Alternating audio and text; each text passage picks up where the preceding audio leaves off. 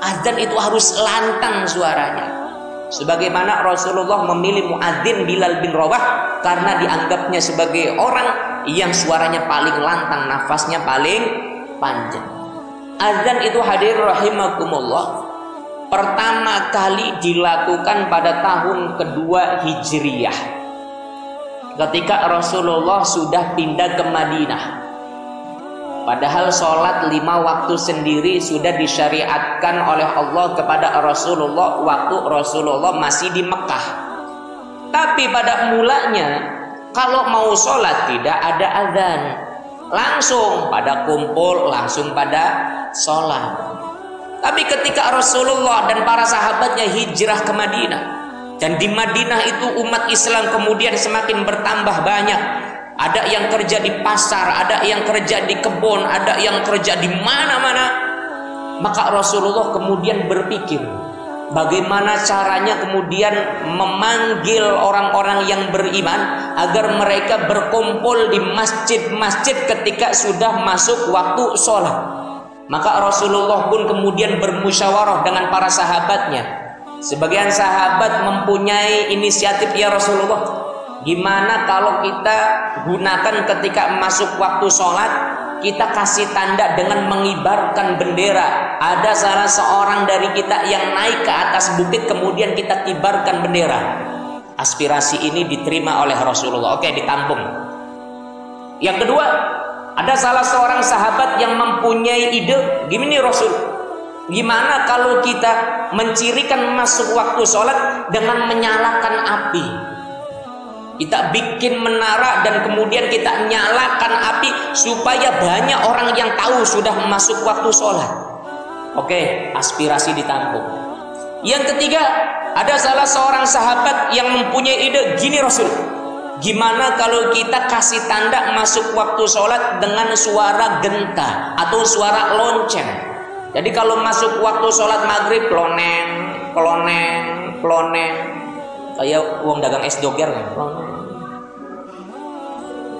Oke, aspirasi ditanggung. Tapi ada aspirasi keempat, ide keempat. Itulah idenya Sayyidina Umar bin Khattab. Maka Rasulullah mendengarkan ide daripada Sayyidina Umar bin Khattab. Apa idenya? Idenya ini Rasul, gimana kalau kita panggil orang-orang ketika masuk waktu sholat dengan as-sholatul jami'ah, as-sholatul jami'ah.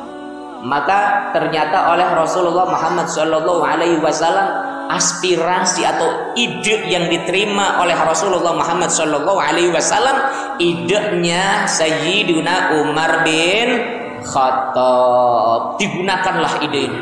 Makanya kalau sekarang, kalau misalnya masuk waktu sholat atau biasanya muroki di sholat Jumat, as-sholatu jami'ah, sholat jami'ah, itu dulu merupakan ide gagasan Sayyidina Umar bin Khattab. Belum ada azan.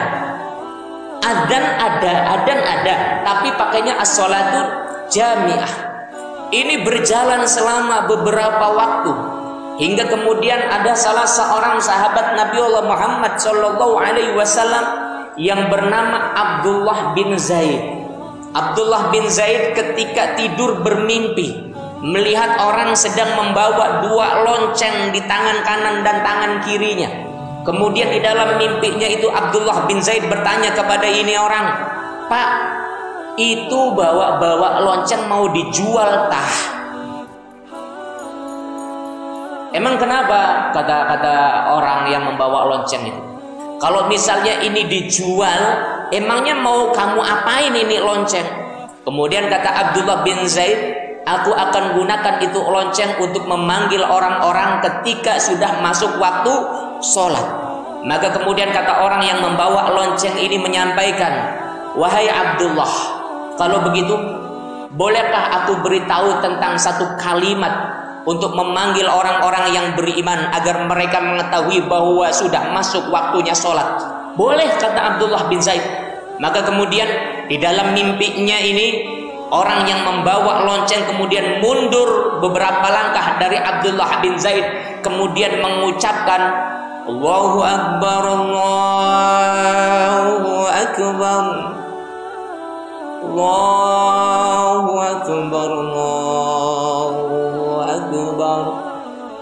Asyhadu an la ilaha illallah. Asyhadu an la ilaha illallah. Asyhadu anna Muhammadar Rasulullah. Asyhadu anna Muhammadar Rasulullah.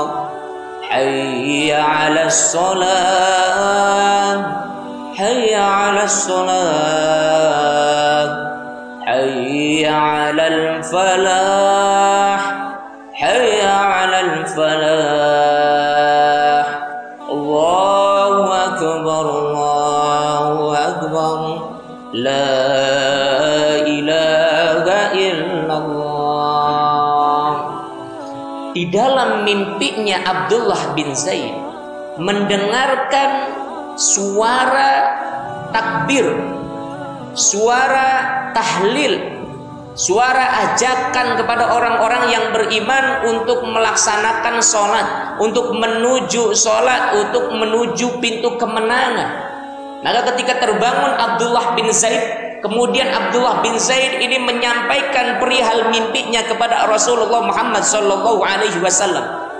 Ya Rasulullah, semalam aku bermimpi, aku diajari oleh seseorang tentang kalimat seruan untuk memberitahukan kepada orang-orang yang beriman bahwa itu sudah masuk waktunya sholat. Apa kalimatnya itu?